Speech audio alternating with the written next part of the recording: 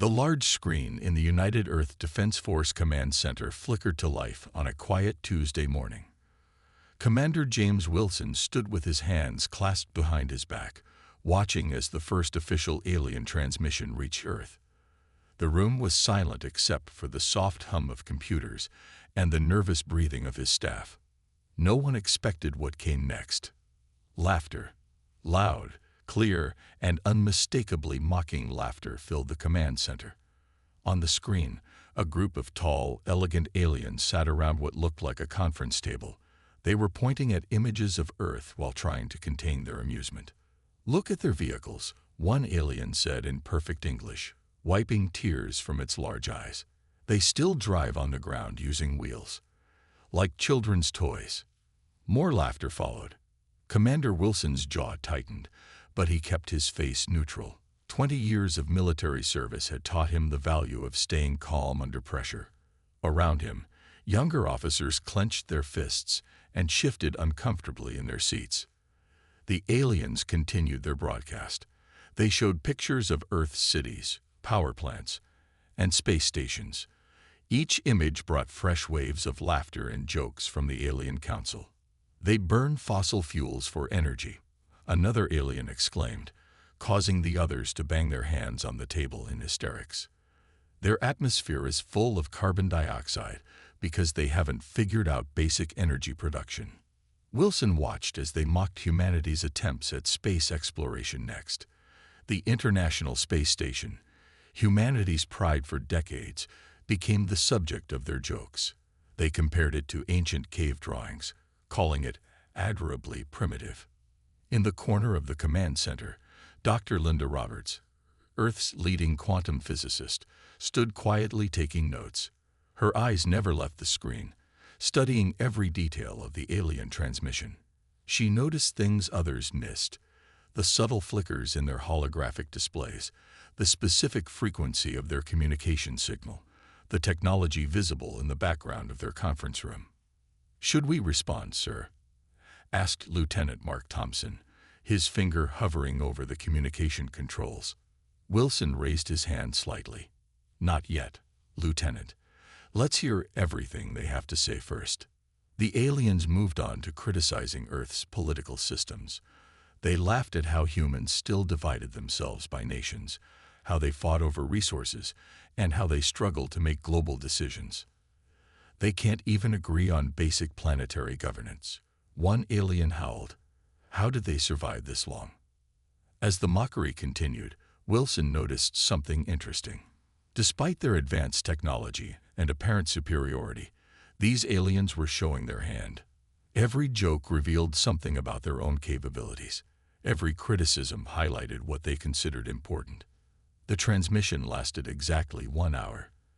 As it ended, one alien looked directly into the camera, still chuckling. "We thought you should know how the civilized galaxy sees you. Don't worry, we'll check back in a few hundred years when you've maybe figured out basic planetary travel." The screen went dark. For a long moment, nobody in the command center spoke.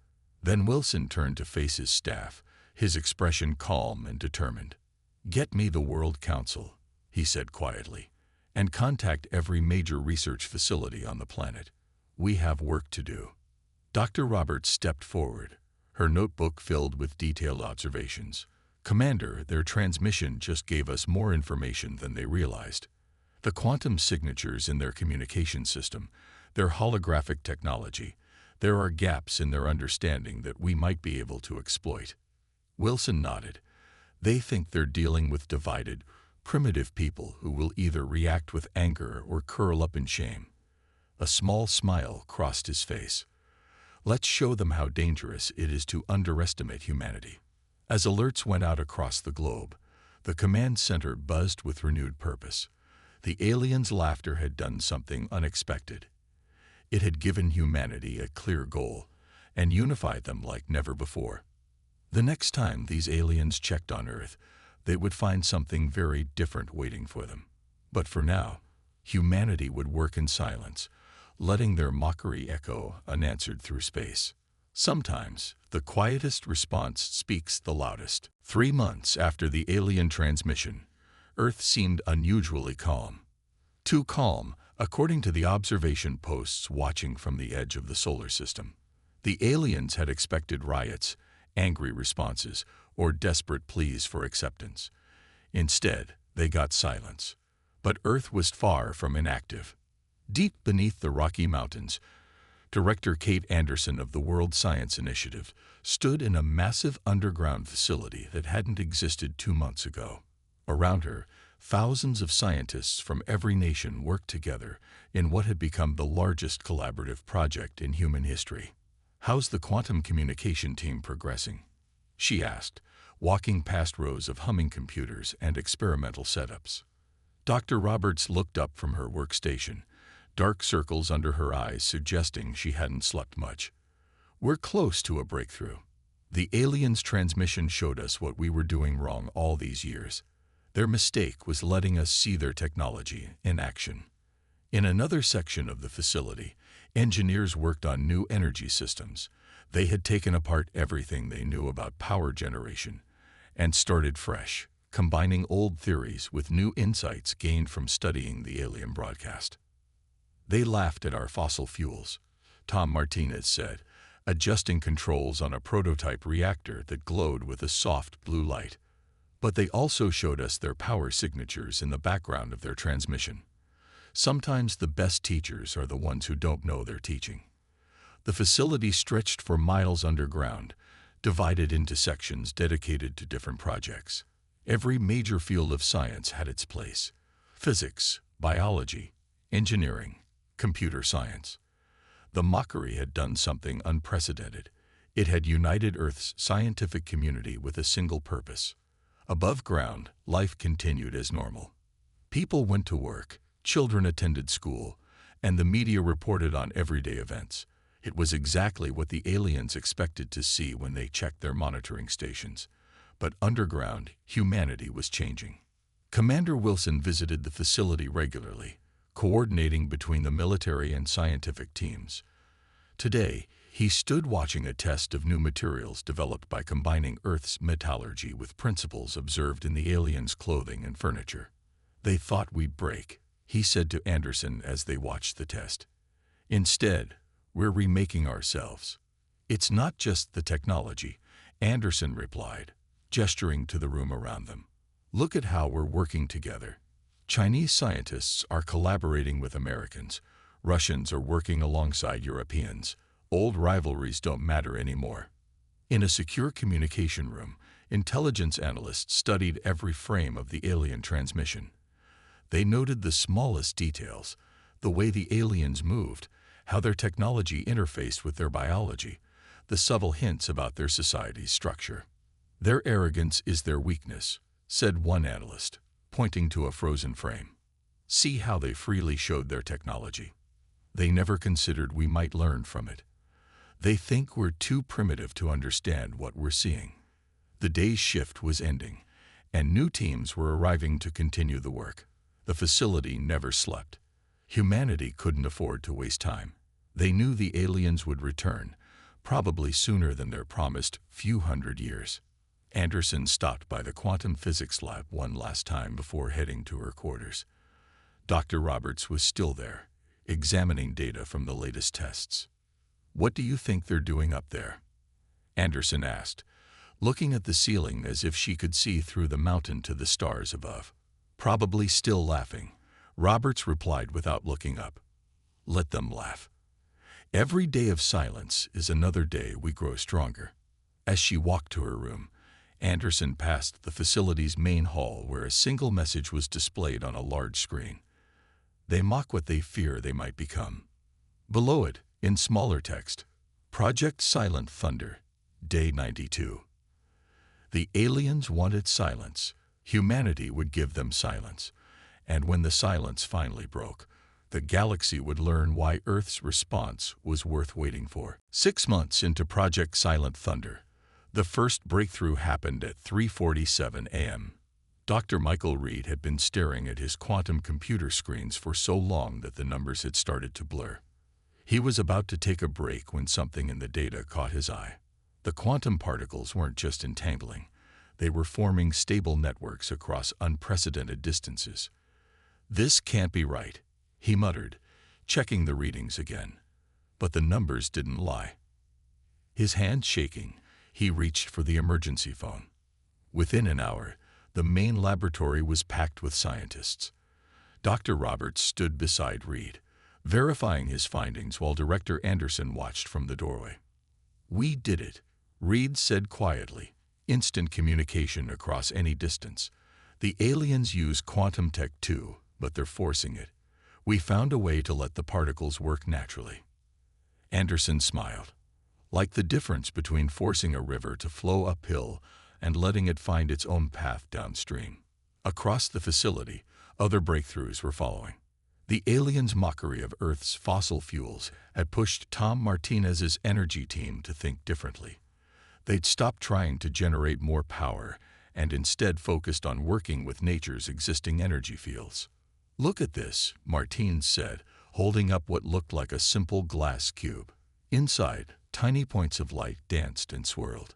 "We're not creating energy anymore. We're tapping into the universe's background energy field." The aliens never even considered this approach. The cube powered an entire section of the facility without generating heat or radiation. It was clean, safe, and more powerful than anything humanity had ever created. In the biology labs, researchers had made their own discoveries. The aliens' physical appearance in the transmission had revealed surprising details about their evolution.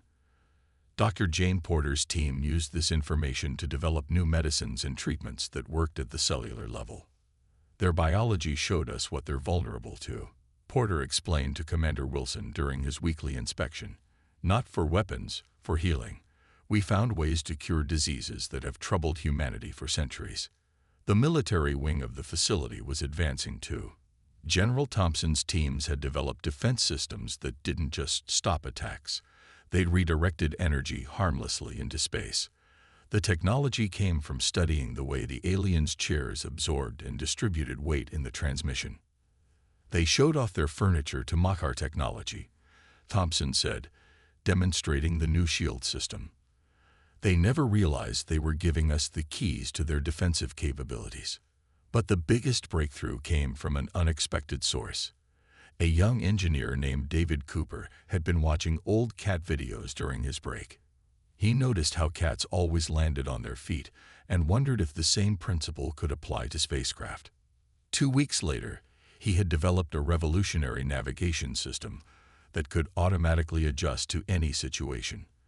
The system used principles of natural movement that the aliens, with their rigid technological approach, had overlooked.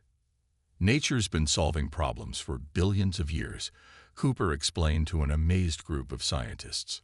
"While they were laughing at us for being primitive, we were learning from the most advanced engineer of all, Earth itself." Director Anderson stood in her office, looking at the progress reports from all departments. On her wall, a countdown clock showed 121 days until the predicted return of the alien observers. They were ahead of schedule.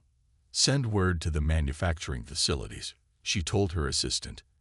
"It's time to start full production." In orbit, hidden behind the moon, automated factories began assembling humanity's new fleet. The ships looked deceptively simple, smooth, organic shapes that resembled water droplets. Like everything else humanity had developed, they hid their true power beneath an appearance of simplicity. The aliens had given humanity their greatest gift without realizing it. By laughing at Earth's primitive technology, they had freed humanity to think beyond conventional limits. Now, as the days counted down, humanity prepared to show the galaxy what real innovation looked like. Professor Anna Williams stood in a room that technically didn't exist. Hidden beneath the Antarctic ice, this chamber housed humanity's greatest secret, the remains of an alien scout ship that had crashed 50 years ago. "Bring the new power core online," she ordered, watching as her team carefully installed one of Martinez's energy cubes into the old alien vessel. For decades, Earth's scientists hadn't been able to power up the ship. Now they had something better than the original technology. The ship hummed to life, its systems responding to the new power source as if it had been made for it. On screens around the room, ancient alien text began scrolling, finally readable thanks to Dr. Reed's quantum translation matrix. "Send word to Director Anderson," Williams said, unable to hide her smile. "Project integration is ready for Phase 2. Across the globe, in similar secret facilities, other teams were combining Earth's new innovations with recovered alien technology. They weren't just copying the alien tech, they were improving it. General Thompson watched from an observation room as pilots tested the new hybrid fighters. The ships combined Cooper's nature-inspired navigation systems with alien metal alloys, creating vessels that moved like eagles in air and dolphins in water. "How do they handle?" he asked through the intercom. "Like they're reading my mind, sir," responded test pilot Jack Miller. His fighter spun and weaved through the underground test chamber, moving in ways that should have been impossible. "The aliens built their ships to fight physics. We built ours to work with it." In the Rocky Mountain facility, Dr. Roberts had made another breakthrough. By combining the aliens' quantum communication technology with Reed's natural entanglement process, she created something entirely new. "We can now send not just messages, but energy itself through quantum space," she explained to Commander Wilson. "Their ships need fuel supplies. Ours can be powered from anywhere in the galaxy." The integration went beyond just technology. Professor Williams' team had decrypted the alien ship's historical database, revealing details about the Galactic Council's society and culture. This information proved invaluable to Ambassador Lisa Parker as she prepared Earth's response. "They're so focused on showing their superiority that they never develop true cooperation," Parker noted during a briefing. "Each species in their council fights for dominance. They mock us for our divisions, but we've learned to truly work together." The proof of this cooperation was evident in the new Earth defense fleet taking shape in hidden shipyards across the solar system. Each ship represented the combined work of thousands of people from different nations, backgrounds, and specialties. Director Anderson toured one of these shipyards, carved into the inside of a hollow asteroid. The ships under construction looked deceptively simple on the outside. Inside, they contained technology that would have seemed like magic a year ago. "How many are complete?" she asked the shipyard coordinator. 50 capital ships and 200 support vessels," he replied. "All crewed by volunteers from every nation on Earth. The aliens wanted us divided and weak.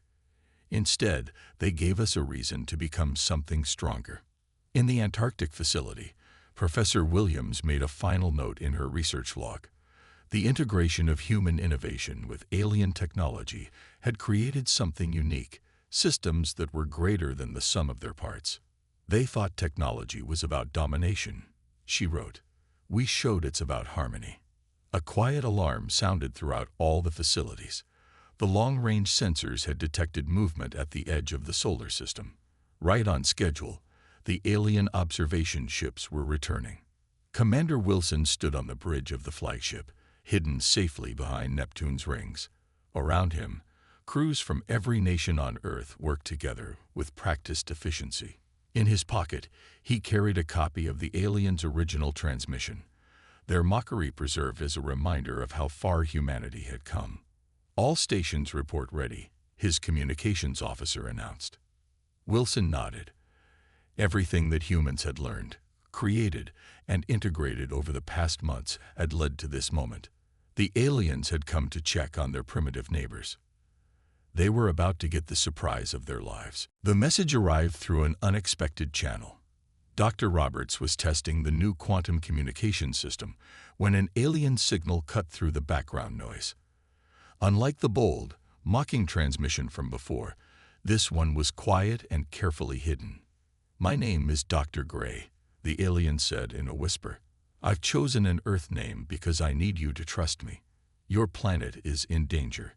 Within an hour, the facility's secure conference room was filled with Project Silent Thunder's leadership. They watched as Dr. Gray, a tall alien with silver skin and concerned eyes, explained the situation. "The Galactic Council isn't just coming to check on you," he said, his image flickering slightly in the quantum projection. They're coming to put Earth under quarantine. Your silence has made them nervous." Commander Wilson leaned forward. "Nervous? They're the ones who mocked us." "Yes, and that's exactly why they're worried," Dr. Gray replied. "Every other primitive species they've mocked has either responded with anger or begged for acceptance. Your silence is unprecedented. The Council fears you're planning something." Director Anderson exchanged looks with Professor Williams. The aliens had no idea how right they were. "Why are you helping us?" General Thompson asked, his voice heavy with suspicion. Dr. Gray's image flickered again as he glanced over his shoulder. "Because I've been studying your species in secret. Your adaptability, your way of learning from failure instead of fearing it. It's remarkable. The Council doesn't understand that what they see as primitive might actually be potential." He continued, explaining the Council's plan. They would surround Earth with a fleet of ships, establishing a protective quarantine that would effectively make Earth their prisoner. No ships would be allowed in or out without Council approval. "They plan to control your development," Dr. Gray said, "to ensure you evolve in a way they find acceptable." Ambassador Parker took notes as the alien scientist described the Council's fleet. The numbers were larger than they'd expected, but not overwhelmingly so. What interested her more was the hint of division within alien society that Dr. Gray represented. "Are there others who think like you?" she asked. "More than the Council knows," he answered. "Many of us believe the galaxy needs new perspectives, new ways of thinking. We've grown stagnant with our superiority." As if to emphasize his point, alarms suddenly blared on his end of the transmission. "They've detected the communication," he said quickly. "I don't have much time. The fleet launches in 3 days. They expect to find a primitive world ready for containment." Commander Wilson stood straighter. "And what will they actually find?" For the first time, Dr. Gray smiled. "I don't know. You've hidden your activities well. But I hope it's something that will wake the Council from their arrogance." The transmission cut off abruptly, leaving the room in silence. 3 days, General Thompson said. "That's sooner than we expected." Director Anderson pulled up the project timeline on her tablet. "We're ready.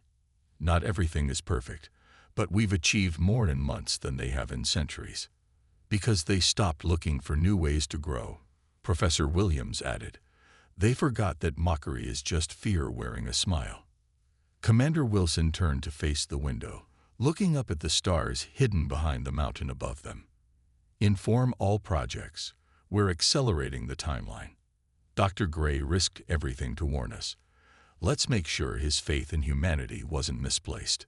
As the leaders dispersed to prepare their teams, Ambassador Parker stayed behind, still reviewing her notes. The Council's plan to quarantine Earth was exactly the kind of arrogant mistake she'd hoped they would make. Sometimes the best trap was letting your opponent think they were the ones setting it. The Galactic Council's fleet arrived with a show of force. 500 ships emerged from hyperspace, their metal hulls gleaming in the sun as they formed a containment pattern around Earth. Their weapons powered up in a deliberate display of superiority. On the Council's command ship, the same aliens who had mocked Earth months ago gathered to watch their triumph. Their main screen showed a peaceful Earth, seemingly unaware or unable to respond to their arrival. "Send the quarantine announcement," the Council leader ordered, smirking. "Let's see how the primitives react to real power." But before they could transmit, something changed. Their sensors detected movement from behind Mars, then from beneath Earth's oceans, from the dark side of the moon. From within the asteroid belt, the Earth Defense Fleet revealed itself. Commander Wilson stood on the bridge of the flagship, Humanity's Pride, watching as his fleet took position. 300 ships, each one a perfect blend of human innovation and enhanced alien technology, moved in perfect formation. They didn't match the Council's numbers, but they didn't need to. "All ships report ready," his tactical officer announced. "Quantum shields at full power. Martinez reactors operating at optimal efficiency." The Council's ships immediately targeted their weapons on the Earth fleet. "This is impossible. The council leader sputtered, watching as his sensors tried to make sense of the human vessels. Their ships. These readings can't be right. Wilson allowed himself a small smile. Open a channel to the council flagship. The connection established instantly, thanks to Dr. Roberts' quantum communication system. The council leaders found themselves face to face with the humans they had mocked. "This is Commander Wilson of the Earth Defense Fleet," he announced calmly. "We received your message months ago. Now it's our turn to respond." A council ship fired, perhaps from nervous trigger finger or deliberate provocation. The energy beam struck one of Earth's vessels and simply disappeared into its quantum shield, absorbed and redirected harmlessly into space. "Impressive," Professor Williams said from her station, monitoring the shield data. "Their weapons are exactly as powerful as we calculated from their transmission, and exactly as ineffective as we hoped." The council leader's face had lost its smirk. "How did you? This is beyond your capability. You're primitives." "No," Wilson replied. "We're humans. And you taught us an important lesson when you laughed at us. You showed us exactly what we needed to improve." As if to demonstrate, the Earth fleet began powering up their own systems. The Martinez reactors hummed with clean, efficient energy. Cooper's nature-inspired navigation systems allowed the ships to move in ways that seemed to defy physics. "Your quarantined fleet is now inside our quantum field," Wilson explained. "Your weapons systems have been temporarily disabled. Don't worry. The effect is harmless. Like everything else we've developed, it works with natural laws rather than against them." The council leaders watched in stunned silence as their mighty fleet hung powerless in space. Everything they thought they knew about Earth had been wrong. "We could destroy your ships," Wilson continued, "but that's not our way. Instead, we have another proposal." He nodded to Ambassador Parker, who stepped forward. "We've learned much in these past months," she said, "not just about technology, but about cooperation, about turning mockery into motivation, and about the power of working together. We'd like to share these lessons with the galaxy." The council chamber erupted in confused discussion. This wasn't how primitive species were supposed to act. They were supposed to be angry, violent, or submissive, not calm, capable, and confident. General Thompson's voice came over the comm. "All Earth ships holding steady, Commander. The council fleet remains contained. We're ready for whatever comes next." Wilson looked at the stunned faces of the council leaders on his screen. "The choice is yours," he said. "But remember, you're not dealing with primitives anymore. You're dealing with humanity." The galaxy would never be the same. The next 24 hours changed the galaxy forever. Inside the council flagship's main conference room, Ambassador Parker stood before the gathered alien leaders.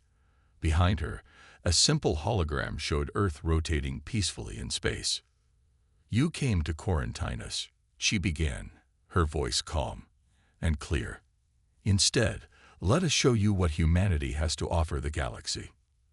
The first demonstration was Martinez's clean energy system.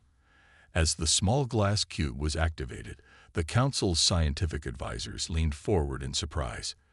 Their instruments showed power readings that should have been impossible from such a simple device. "Your ships burn artificial fuel," Parker explained.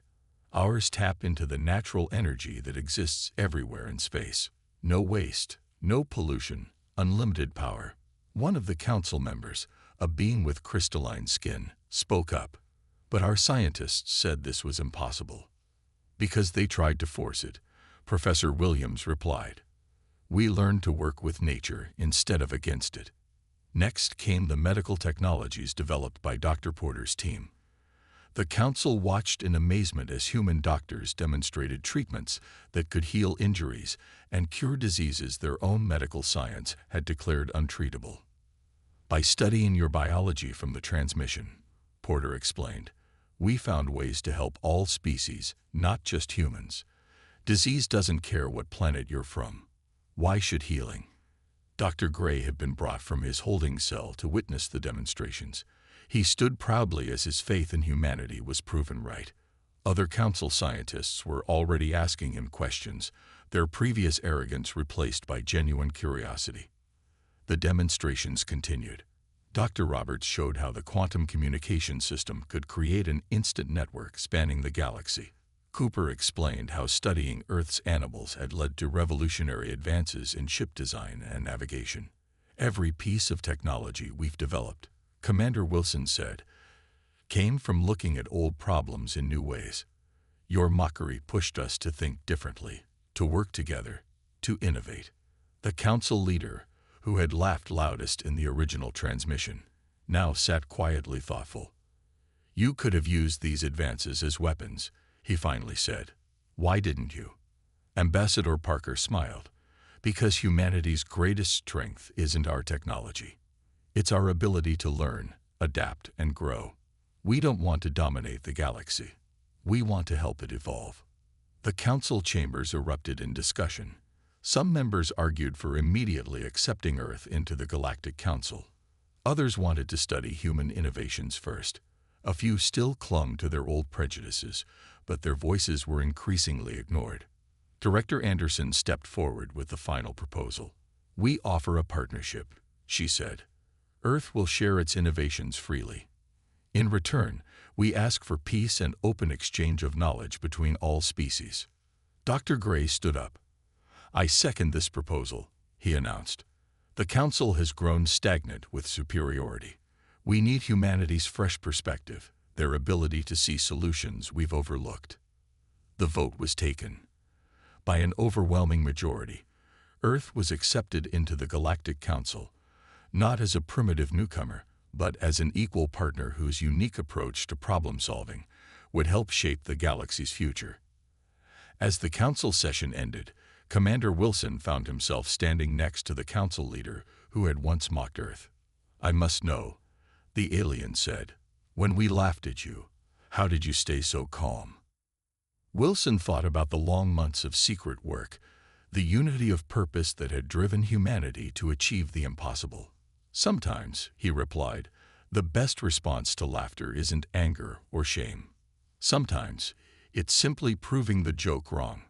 Above them, Earth continued its quiet rotation in space. Humanity had faced mockery and emerged stronger. They had turned ridicule into opportunity, prejudice into progress, and enemies into allies. The galaxy would never laugh at Earth again. Instead, they would learn from it.